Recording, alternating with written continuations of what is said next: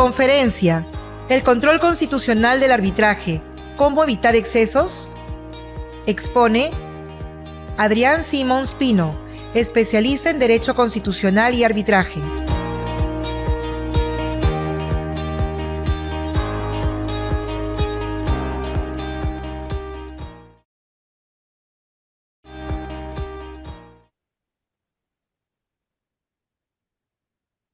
Muy buenas tardes. Les saluda Ángela Ruiz Romero, miembro del Centro de Estudios Constitucionales y a nombre del director general del Centro de Estudios Constitucionales del Tribunal Constitucional del Perú, el magistrado Helder Domínguez Jaro, les damos la más cordial bienvenida a la conferencia El control constitucional del arbitraje, cómo evitar excesos. Esta tarde tendremos la oportunidad de escuchar y plantear preguntas al doctor Adrián Simons Pino, a quien le extendemos nuestro agradecimiento por haber aceptado la invitación que en su oportunidad le hiciéramos llegar. El doctor Adrián Simons Pino es abogado por la Universidad de Lima, socio fundador de Simons y de Noriega Abogados, miembro del Instituto Iberoamericano de Derecho Procesal, de la Asociación Internacional de Derecho Procesal, de la Asociación Latinoamericana de Arbitraje, del Club Español de Arbitraje, entre otros. Además, es árbitro por el Centro de Arbitraje de la Cámara de Comercio de Lima, y la Pontificia Universidad Católica del Perú. Además, es autor de diversos artículos y ensayos sobre la especialidad. Entre los últimos destaca la coordinación junto con el Instituto Brasilero del libro Homenaje a los Profesores, Ada Pellegrini y Alberto Barbosa. También agradecemos a nuestros y nuestras participantes que el día de hoy han reservado un espacio de su tiempo y sus agendas para acompañarnos en este evento académico. A lo largo de esta sesión, enviaremos por el chat 2 listas, una de asistencia y otra de preguntas para esta conferencia. Les instamos a estar atentos a las mismas. Sin mayor preámbulos, dejamos en el uso de la palabra al doctor Adrián Simons Pino, dándole la más cordial bienvenida. Muchísimas gracias. Muchas gracias. Buenas tardes con todos. En primer lugar, quiero agradecer al Tribunal Constitucional, en la persona del magistrado Helder Domínguez Jaro, que es el director general del Centro de Estudios Constitucionales del Tribunal Constitucional. Mi agradecimiento por la gentil invitación y paso a desarrollar la materia que se me ha encargado, que es el control constitucional del arbitraje, cómo evitar los excesos.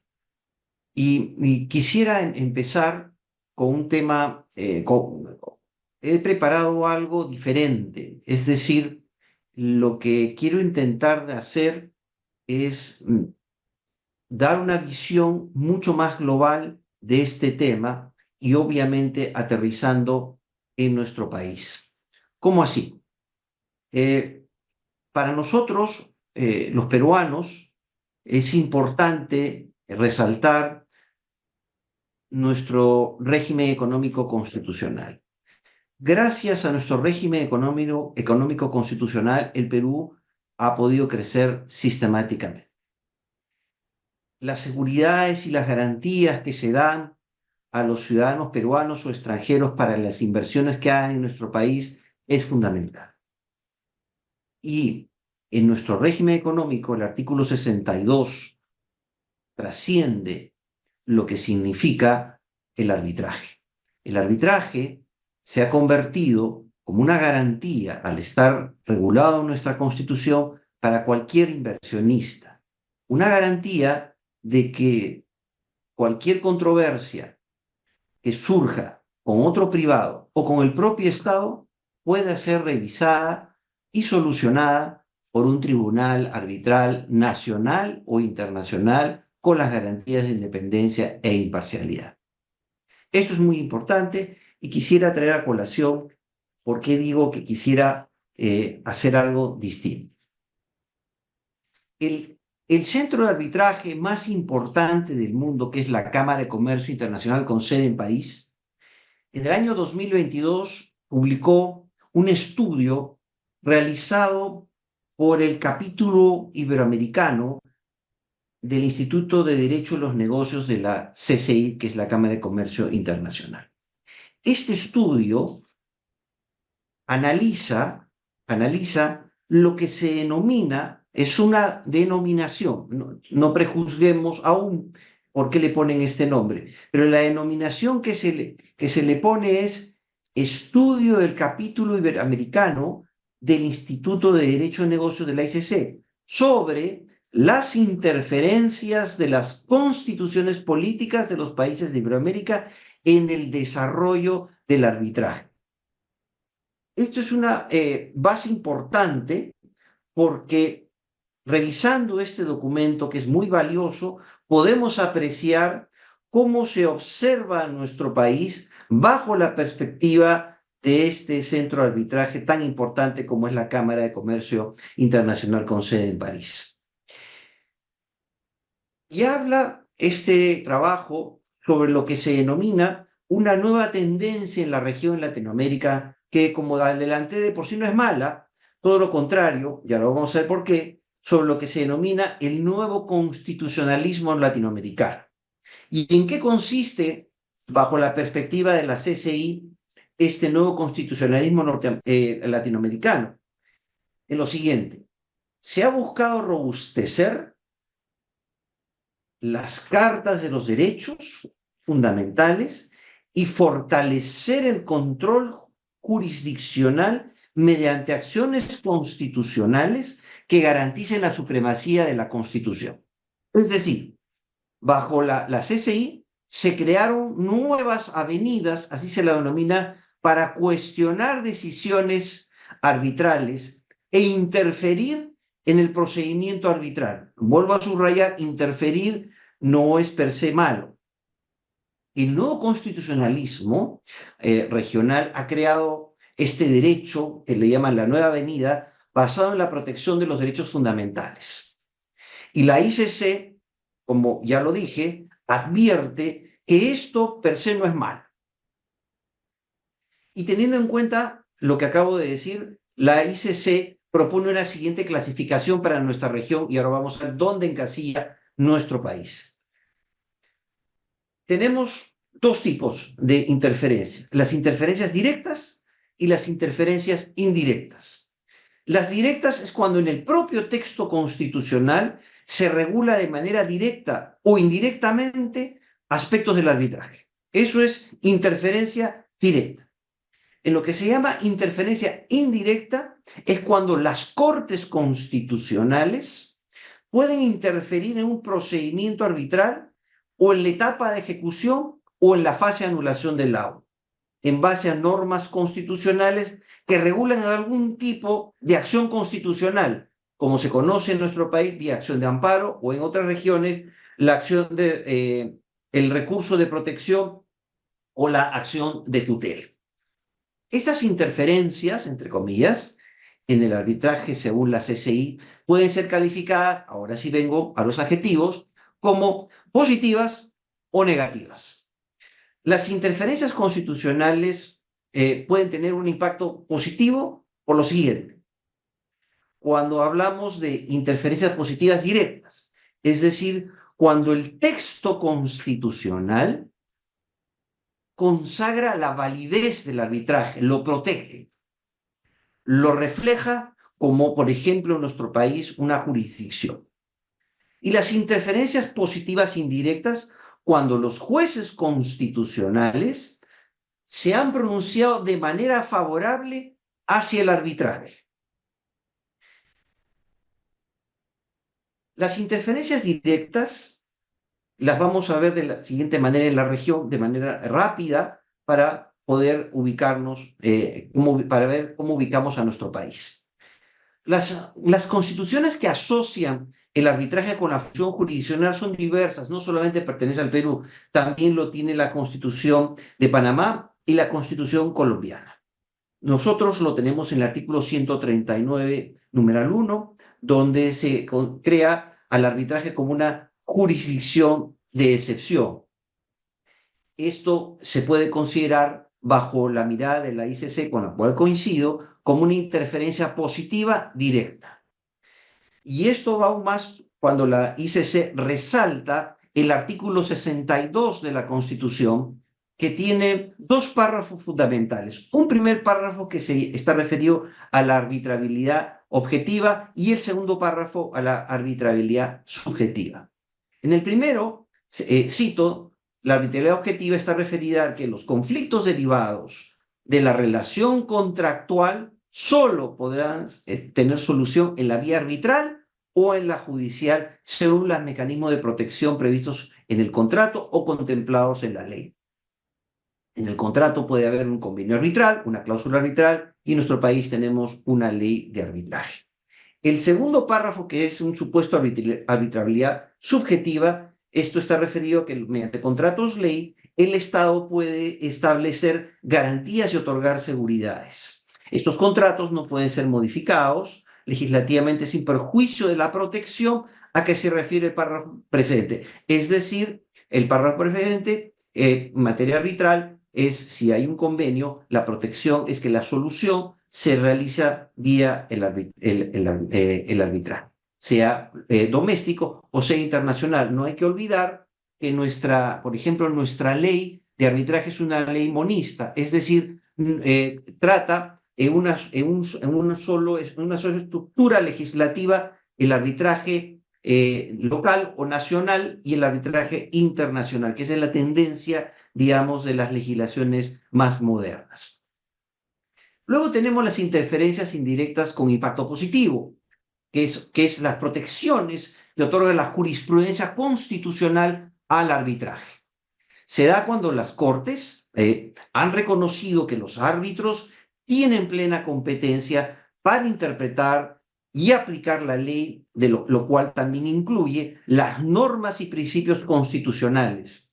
Y acá se resalta que se le da, la jurisprudencia le ha dado la potestad a los árbitros de poder ejercer control difuso de la constitucionalidad o también llamado control de inaplicabilidad. Esto no solamente ha ocurrido a través de nuestras Cortes Constitucionales, sino también de las Cortes Constitucionales de Brasil, Argentina y Portugal. Según la ICC, la excepción a este supuesto está en España, porque para la Corte Constitucional Española, los árbitros no tienen potestades para ejercer control constitucional de las normas, debido a que no le reconoce al arbitraje la calidad de función jurisdiccional, sino que es una función derivada de la ley y no de la Constitución. Las inferencias negativas indirectas están representadas por los medios también de las acciones constitucionales.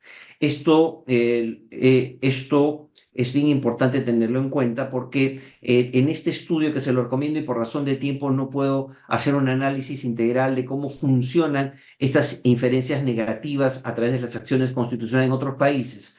Voy a centrarme a lo que dice en el numeral 47 el informe de la CCI sobre nuestro país. En este informe establece lo siguiente, que el Perú, dice la ICC, ilustra el caso de aquellas jurisdicciones en las que la interferencia se encuentra mitigada por reglas que ha desarrollado la jurisprudencia constitucional. Y esto es bien importante porque la ICC destaca el rol del Tribunal Constitucional para mitigar cualquier interferencia negativa a través de las acciones constitucionales en contra del arbitraje.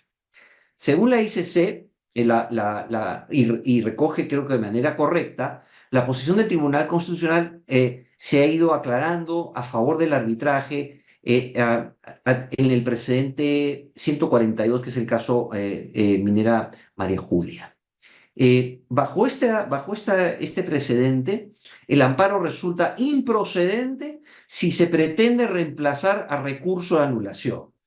Y el amparo arbitral solo procede en 3 supuestos: si se ha vulnerado algún precedente del Tribunal Constitucional, o cuando el Tribunal Arbitral ejerció control difuso respecto a una norma que fue declarada constitucional por el Tribunal Constitucional, o cuando un tercero ajeno a la relación arbitral alegue que un laudo ha violado sus derechos fundamentales. Es decir, cuando un laudo se pronuncia sobre la esfera jurídica, patrimonial, de alguien que no formó parte del convenio arbitral o parte de la relación jurídica sustantiva en materia del arbitraje.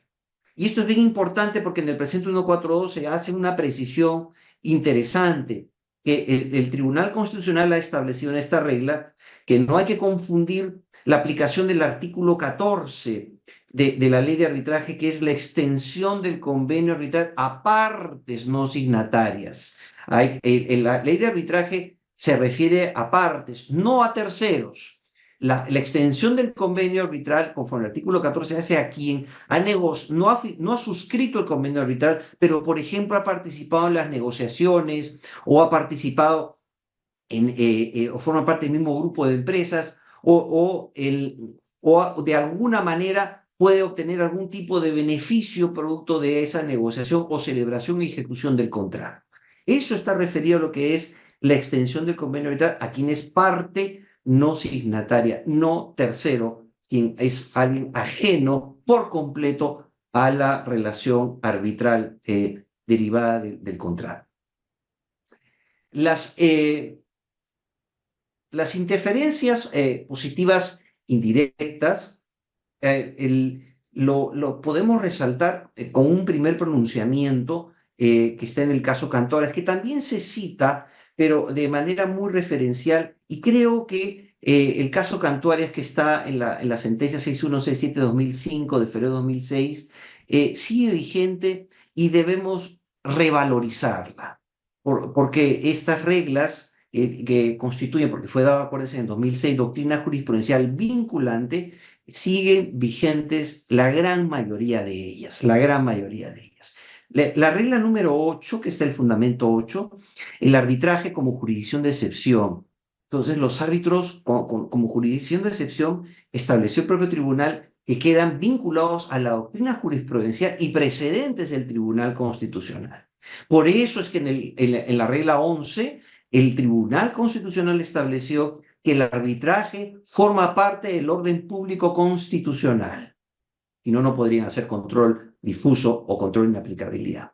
En la regla 12, otro tema muy importante, que es principio de no interferencia. Este principio ha aterrizado en el artículo 3 de la ley de arbitraje, que prohíbe a cualquier persona, autoridad jurisdiccional, administrativa o persona natural, empresa, etcétera, cualquier sujeto de derecho público o privado, interferir en el trámite de un arbitraje. Esto es muy importante porque blinda el arbitraje y le da seguridad y estabilidad al proceso y procedimiento arbitral.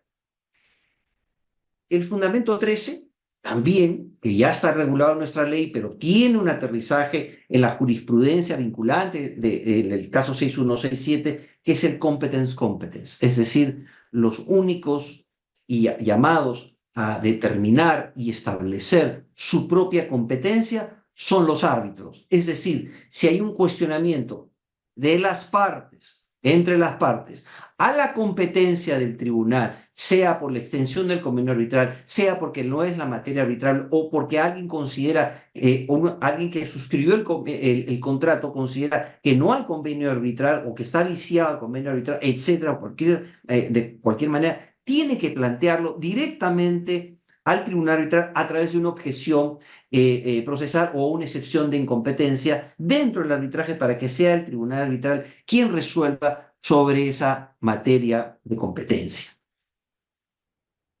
El fundamento 14 regula el control judicial ex post y resalta en la regla 14 que este se realiza a través de recurso de anulación del laudo. Y el fundamento 17, dos más, el 17 y el 18, que esto también son reglas, que establece una cosa muy importante que tenemos que tener bien en claro, que el principio de autonomía de la voluntad, dice el TC, no debe ser entendido de modo absoluto, porque las garantías judiciales del artículo 139 de la Constitución se extienden, pero dice razonablemente al arbitraje. ¿Por qué dice razonablemente? Porque hay que saber distinguir entre lo que es el debido proceso judicial y el debido proceso arbitral. Cada uno de ellos tiene sus propios componentes, algunos elementos de coincidencia, pero otros que lo diferencian. Y la 18 establece que procede el control constitucional a posteriori cuando se viola el derecho a la tutela procesal efectiva o se advierte el incumplimiento de la doctrina jurisprudencial o precedente del tribunal. Y esto, ¿a qué se refiere la tutela procesal efectiva? Como les dije, tenemos que ver a cuál. La judicial no puede ser. Tendríamos que hablar de la tutela procesal arbitral, el debido proceso arbitral. Bueno, ¿de qué estaría compuesto el debido proceso arbitral? El acceso al arbitraje. Es decir, el convenio arbitral tiene un efecto positivo y un efecto negativo. ¿Cuál es el efecto positivo?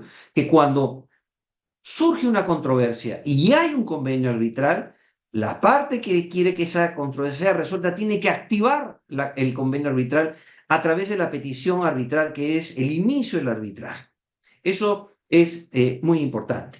Y el efecto negativo es una obligación de no hacer. Es decir, si tú has suscrito el convenio arbitral, no puedes recurrir a la jurisdicción ordinaria para resolver esa controversia contractual que está circunscrita a lo que significa la jurisdicción arbitral. Por eso el acceso al arbitraje es muy importante bajo esta visión. Otra garantía distinta a la judicial, fíjense, es el derecho a un árbitro independiente e imparcial. ¿Y por qué es distinta a la judicial? Porque las partes escogen a los árbitros. Si hablamos de un tribunal arbitral, lo que no ocurre en la jurisdicción ordinaria, si hablamos de un tribunal arbitral, el que presenta la petición nombra a su árbitro. El que responde la petición nombra a su otro árbitro y entre los dos designan al presidente del tribunal arbitral para que resuelva el tema. Y aquí la independencia e imparcialidad también tiene otra manera de ser medida. Por ejemplo, el deber de revelación. Es decir, el árbitro tiene que revelar si existe algún conflicto de intereses a las partes, tiene que revelarla, que afecte su independencia o su imparcialidad. Cualquier relación, sea de negocios o de amistad.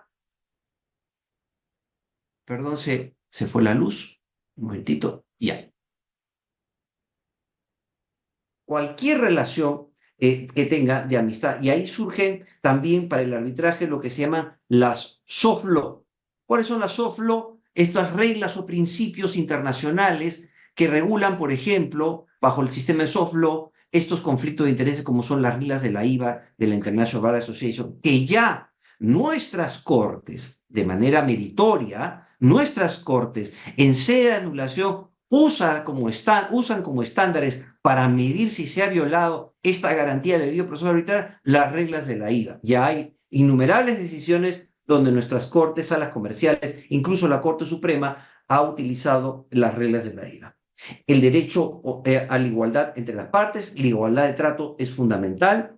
El derecho al contradictorio y a la defensa tiene que ser pleno, tiene que respetarse, por ejemplo, cuando se habla de igualdad de partes en el arbitraje, el principio de demanda privada, los árbitros deben limitarse a resolver lo que han propuesto las partes, el derecho a la debida motivación. Y aquí hago un breve paréntesis porque el derecho a la debida motivación hay todo un debate, porque se establece que el artículo 62 de la ley de arbitraje se indica, prohíbe expresamente invocar la motivación como causal de anulación.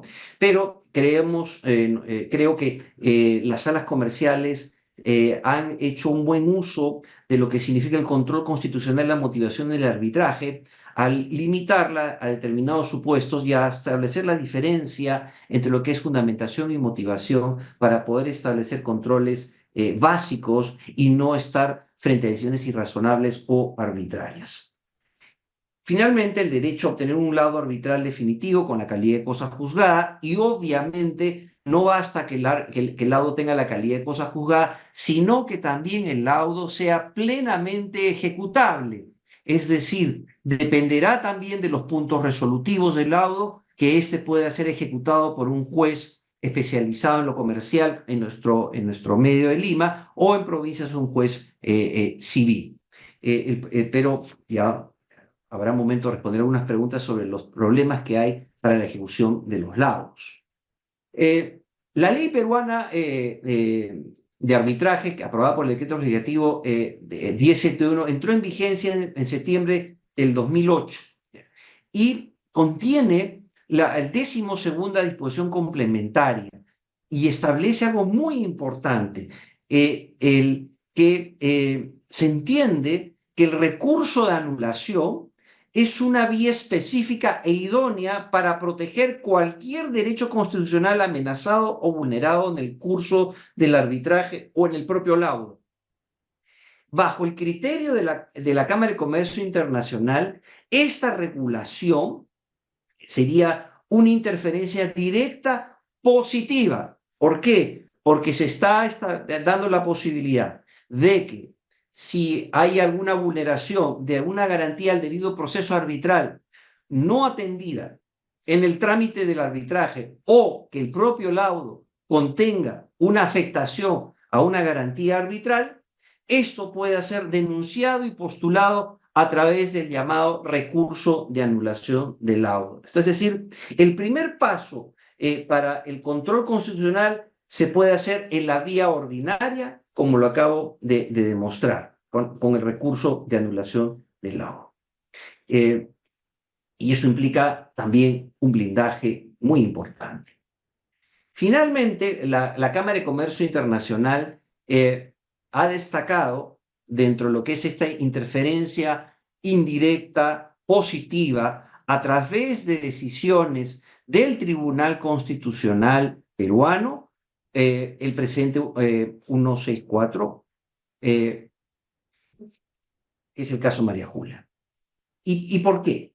Porque bajo el criterio de la ICC, estas reglas protegen al arbitraje. ¿Cuáles son? Las leo rápidamente. El recurso de anulación del laudo constituye una vía procedimental igualmente satisfactoria para la protección de los derechos fundamentales. Está en la 12ª disposición complementaria. Segundo, no procede el amparo por violación del debido proceso arbitral. ¿Y por qué no procede el amparo por la violación del debido proceso arbitral? Por una razón muy sencilla, como lo mencioné anteriormente, porque eso se denuncia a través del recurso de anulación del laudo, o también llamada demanda de anulación del laudo. Tercero, no procede el amparo para cuestionar la falta de convenio arbitral. ¿Por qué? Porque eso se hace entre las partes, no estoy hablando del tercero afectado, entre las partes ante el propio tribunal bajo la regla del competence. 4, no procede el amparo para cuestionar el alcance del convenio arbitral, por la misma razón, y la interposición del amparo que desconozca estas reglas que acabo de mencionar, según el Tribunal Constitucional, no suspende los plazos para demandar la anulación del laudo. Ahora bien, en este precedente, también la Corte, la Cámara de Comercio Internacional, la CCI, ha destacado que nuestro país, a través del precedente del caso María Julia, ha acotado el amparo arbitral, a diferencia de otros países, como Colombia, por ejemplo, que es mucho más extenso. Nuestro tribunal lo ha acotado, el amparo arbitral, o también conocido por la doctrina como el amparo directo contra el laudo, y se han creado las siguientes reglas excepcionales. ¿Cuándo procede el amparo directo contra el laudo? Cuando en el laudo se vulneren directamente los precedentes del Tribunal Constitucional, cuando en el laudo se haya ejercido control difuso sobre una norma declarada constitucional por el Tribunal Constitucional, o cuando el laudo afecte a un tercero que no forma parte del convenio arbitral. No aplica aquí, vuelvo a reiterar, y también lo destaca la Cámara de Comercio Internacional, la aplicación del artículo 14, que es la extensión del convenio arbitral a partes no signatarias. Finalmente, la regla 26, que hay que destacarla porque nuestro tribunal arbitral reconoce, al ser el arbitraje una jurisdicción por excepción, que los árbitros están habilitados bajo determinadas reglas para ejercer el control difuso. Y el segundo tipo de amparo, que es el amparo indirecto. Este es el amparo contra la resolución judicial que se estima el recurso de anulación del laudo. En síntesis, apreciados amigos, se puede afirmar que en el Perú el control constitucional del arbitraje puede ejercerse mediante las siguientes vías. La vía ordinaria, donde a través del proceso de anulación del laudo se puede invocar el agravio, un derecho fundamental al debido proceso arbitral, o la vía extraordinaria a través de la acción de amparo. Y esa vía extraordinaria se puede hacer de dos maneras: la vía directa y la vía indirecta. La vía directa, que es el amparo arbitral, propiamente dicho, va directo contra el laudo, solo en las tres excepciones que anteriormente he citado, y la vía indirecta es el amparo contra la resolución judicial que desestima el recurso de anulación del laudo. Se ataca las razones o motivos por ejemplo, en la sala superior, que desestimó los agravios invocados por violación al debido proceso arbitral, que acuérdense que en materia de anulación del laudo las causales son taxativas. El control constitucional, entonces, siempre se hace ex post. Ahora bien, hay un riesgo. Hay un riesgo, y por eso es bien importante el rol de nuestro Tribunal Constitucional aquí, como máximo intérprete de la Constitución y obviamente de las leyes procesales, en este caso el llamado nuevo Código Procesal Constitucional. ¿Y por qué digo esto? Presten atención que en el nuevo Código Procesal Constitucional se modificaron los artículos 42 y 45 sobre la competencia funcional, los amparos contra resolución judicial. El artículo 42, presten atención, establece una competencia funcional de la Corte Superior para conocer en primer grado el amparo contra resolución judicial o el amparo contra el laudo arbitral. Así lo menciona. Volvemos al amparo contra el laudo antes del 142 del presidente María Julia. Hemos retrocedido al 616, antes del 616 del caso Cantores del año 2009. Porque fíjese que el artículo 45 nos confunde más y dice que el plazo para interponer el amparo contra resolución judicial es a los 30 días. Y en el caso del laudo, igual a los 30 días se inicia con la notificación. ¿Y cuándo se inicia? Con la notificación del laudo arbitral que tiene la condición de firme. Cuando se te notifica el laudo arbitral que tiene la condición de firme. ¿Cómo es eso? El amparo se podría plantear entonces entre los 30 días de notificado del laudo que contiene la condición de firme. ¿Qué se entiende por laudo firme? ¿Que no ha sido objeto de recurso de anulación? ¿Que luego de resuelto recurso de anulación fue desestimado? ¿Que se atacaría la resolución judicial que se desestima el recurso de anulación o el mismo laudo? La verdad que esta regulación, si la vemos sola, sí tiene problemas y puede afectar muchas cosas y la estabilidad del arbitraje que tanto queremos proteger y defender.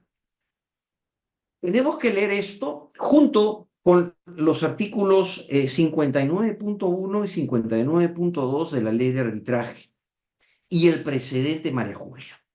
59.1, el laudo definitivo inapelable de obligatorio cumplimiento desde su notificación. Y el 59.2, que el laudo produce efectos de cosa juzgada. ¿Y por qué tiene esta regulación la ley? Porque el recurso de anulación, a través del recurso de anulación, no se puede revisar el fondo. ¿Y qué es fondo? La correcta o incorrecta interpretación de la norma, la correcta o incorrecta aplicación de la ley o inaplicación de la norma, la apreciación de los hechos y la valoración de la prueba. La valoración de la prueba, no la ausencia de valoración, que es otra cosa diferente. La valoración de la prueba, si es mala, buena o regular. Eso es fondo y eso no es revisable. Forma parte de la cosa juzgada arbitral. Y además, el recurso de anulación no suspende la ejecución del laudo, salvo que el que quiera suspenderlo afiance, que es otra cosa. Pero el recurso de anulación per se no suspende la ejecución del laudo. Entonces, ¿cómo deberíamos leer esa norma del nuevo Código Procesal Constitucional? Bajo las reglas excepcionales del presente el caso María Julia.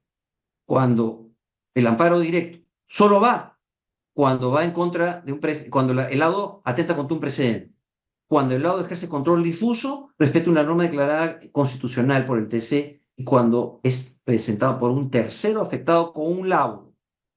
Si no se hace esta aplicación sistemática de normas, el Perú ingresaría, según la ICC en un próximo reporte, bajo la calificación de una interferencia constitucional de impacto negativo. Este panorama rápido, si me permiten, en menos de 10 minutos quiero plantearles unos casos, 3 casos, rápidamente para ver y apreciar cómo funciona esto. Los llamados, por ejemplo, arbitrajes fraudulentos y cómo se hace el control constitucional de estos llamados arbitrajes fraudulentos. El caso de la sentencia 885-2021 del expediente 305-2021 del caso Banco de Crédito del Perú. Esta sentencia es del Pleno del 26 de agosto del año 2021. Este es un amparo directo contra una resolución judicial distinta al laudo, porque aquí se dictaban resoluciones arbitrales, entre comillas, que afectaban a alguien que no pertenecía, ni siquiera había convenio arbitral. Aquí se demandó a un árbitro único y a un supuesto centro de conciliación, centro de arbitraje denominado Tribunal de Arbitraje del Colegio Nacional de Conciliadores Extrajudiciales del Perú. Así se llama, ¿ya? Y aquí, ¿y de qué se trata el caso? Una señora, la señora María Jesús Villamar, tuvo un accidente en una tienda de hipermercados Totu, le caían unas bolsas de azúcar, ¿ya? Un caso de responsabilidad extracontractual, como ustedes se han dado cuenta, y asesorada por un mal abogado, se fue a este supuesto centro de arbitraje, ¿ya? Se fue al centro, a este supuesto centro de arbitraje y invocó un convenio arbitral que no existía en contra de Hipermercados Totu y pidió una indemnización, ¿ya? Pero, ¿qué hizo el árbitro? Apareció un árbitro, único, sin convenio arbitral. Se ordenó un embargo. El árbitro decretó un embargo por $190.000 y notificó al Banco de Crédito y le dijo: te aplico el artículo 14, es decir, ni siquiera era parte no signataria, sino era un agente retenedor, y le aplica el artículo 14, y porque el agente retenedor jamás puede ser involucrado bajo el artículo 14, que es un tercero. Hay que saber diferenciar la ejecución contra terceros y la ejecución por terceros o por encargo de terceros. ¿Y con qué agravante? Que tampoco existía convenio ahorita entre Totus y la señora Sarabia. ¿Cómo intervino el Tribunal Constitucional? Destacó el derecho a juez natural. ¿Cuál es el origen de la jurisdicción arbitral? Dijo el Tribunal Constitucional: el convenio arbitral. El TC aplicó correctamente la distinción respecto a la procedencia del amparo arbitral contra laudo, es decir, aplicó la técnica del distinguish, ¿ya? Se aplicó, se hizo una distinción del precedente 142 porque se dijo el tribunal, el precedente 142 regula lo que significa el amparo arbitral directo del tercero afectado por un laudo, y aquí es una medida cautelar que no es un laudo, que afecta a un tercero, que no se le aplica, pero eso no significa, dice el Tribunal Constitucional, que no tenga protección constitucional vía amparo. Y estableció, en mi opinión, en el fundamento 8, como doctrina jurisprudencial, que las resoluciones arbitrales distintas al laudo, caso de afectación a terceros ajenos en convenio arbitral, en este caso ni siquiera había un convenio, como ya lo dije, sí aplicaba recurrir al amparo directo de manera excepcional. Declaró fundada la demanda y ordenó declarar nulidad a todos los actuados arbitrales. Y ese no es el peor. Les traigo el segundo. Se me acaba el tiempo y con este tengo un tercero, pero lo podemos hablar en las preguntas. Este es bien interesante. Este es un amparo interpuesto por un funcionario de Scotiabank, señor Antonio Díaz Latorre, contra, y le cito cómo se llama este centro de arbitraje, entre comillas: Centro de Arbitraje Tribunal Arbitral de la Corte Interamericana de los Derechos Humanos, Perú. Así se llama. así se llama. Y estableció, en este caso, ¿ya? Se estableció un árbitro único con un secretario arbitral, y en este caso se dio una situación muy interesante. Con eso termino. Un minuto. Muy interesante. Quienes suscribieron el contrato de garantía con el banco se demandaron a sí mismos. Incorporaron como tercero al banco y al trabajador. Y le pidieron daños y perjuicios al Banco del Trabajo por 7.900.000, y además le pidieron como una pretensión de hacer que se les compre un seguro de salud internacional para mejorar la calidad de vida moral empresarial. Aquí lo que estableció la jurisdicción constitucional, que hubo una imposibilidad de ejercer defensa. Hubo una situación de indefensión constitucional, que se trataba de arbitraje fraudulento. Primera vez que veo la denominación arbitraje fraudulento, que me pareció muy importante, y además que se le impuso gastos arbitrales exorbitantes, arbitrarios e irrazonables. Este pseudoárbitro le impuso a este trabajador del banco el derecho administrativo de $2.950 por cada recurso que interponga o por cada objeción. Había interpuesto 4 objeciones y para el trámite le exigía $11.800. Obviamente, como ustedes se han dado cuenta, todo esto fue declarado nulo por la justicia constitucional y se ordenaron remitir oficios al Ministerio Público. Se quedaron cortos, debió ir al Colegio de Abogados, al Tribunal de Ética, si es que existe, pero bueno, ahí está. Reflexión final. Es importante que los árbitros respeten el derecho al debido proceso arbitral. Muy importante. Que los árbitros respeten los precedentes del Tribunal Constitucional, respeten la sentencia del Tribunal Constitucional, pero también es importante que los jueces constitucionales, además de ser garantes de la Constitución, también protejan al arbitraje. Porque finalmente el arbitraje es una jurisdicción de excepción y es un derecho al cual tienen acceso todos los ciudadanos de nuestro país para resolver pacíficamente sus controversias. Muchas gracias. Muchísimas gracias, doctor Adrián Simons Pino, por su ponencia. Entonces, conforme a lo señalado, empezaremos con la sección de preguntas realizadas por las y los asistentes. El día de hoy hemos contado con múltiples preguntas, por ello hemos seleccionado algunas de ellas. La primera es realizada por María Cristina Suiney Arcos. Ella pregunta: ¿el tercero afectado con un laudo arbitral puede intervenir en el proceso arbitral? Ya, la pregunta es muy buena. La regla es no. ¿Por qué? Porque es un tercero. Acuérdense, la intervención de terceros procesal que conocemos todos no se aplica al arbitraje. Porque el origen del arbitraje, acuérdense, es un contrato. El contrato es el convenio arbitral. Y ahí rige el principio de relatividad de los contratos. Los contratos solamente surten efecto entre las partes. Esa es la regla. Lo que ha ocurrido, por ejemplo, en los casos que he planteado, que los arbitrajes fraudulentos, es donde se crean arbitrajes de manera fraudulenta para afectar a quienes ni siquiera han suscrito un convenio arbitral es más, ni siquiera existe el convenio arbitral, ¿no? Ese es el tema. No aplica lo que es la figura de intervención de terceros. Cuando alguien quiere intervenir en un arbitraje, tiene que invocar una condición de parte. Muchísimas gracias, doctor. Tenemos esta última pregunta realizada por Gerardo Raúl Vázquez Huanca.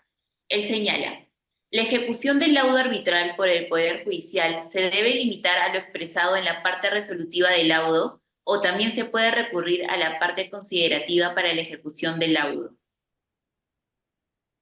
Ya. Su pregunta es muy buena. A ver, los laudos, para poder entenderse como cualquier sentencia, tienen que tener una ratio decidendi.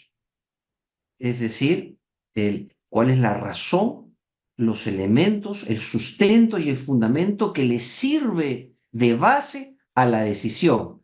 Entonces, es válido que el juez pueda seguir no solamente la parte resolutiva, sino la ratio decidendi de esa parte resolutiva, por ejemplo, cuando se trata de entender el contenido o alcance de un punto resolutivo. Eso es bien importante en lo que es la ejecución de los laudos, porque un laudo sin ser ejecutable es igual que nada, es una afectación al derecho a la tutela jurisdiccional efectiva. El tema da para mucho para hablar sobre el problema de la ejecución de laudos. Hay serios problemas. El tercer caso, ya por razón de tiempo, no lo pude exponer, pero se trata de un caso donde en un incidente de ejecución, una sala comercial deja sin efecto un punto resolutivo del laudo y eso generó mucha controversia porque afectaba la cosa juzgada arbitral, que tiene las mismas características que la cosa juzgada judicial, que es la inimpugnabilidad e inmutabilidad, con el agravante de que el beneficiado, la otra parte de esa, digamos, inaplicación, exclusión de la ejecución de un punto resolutivo, ni siquiera lo objetó, objetó esa materia que era vinculada a competencia arbitral dentro del propio arbitraje y ni siquiera interpuso recurso de anulación en contra del laudo. En fin, hay mucho tema para debatir. Muchísimas gracias, doctor Simons. Esperamos contar con su presencia en una próxima actividad académica. Y con ello nos despedimos haciendo extenso nuevamente nuestro agradecimiento a todos y todas las presentes. Muchísimas gracias por unirse a nuestro evento académico del día de hoy. Muchas gracias y que tengan muy buenas tardes. Saludos a todos.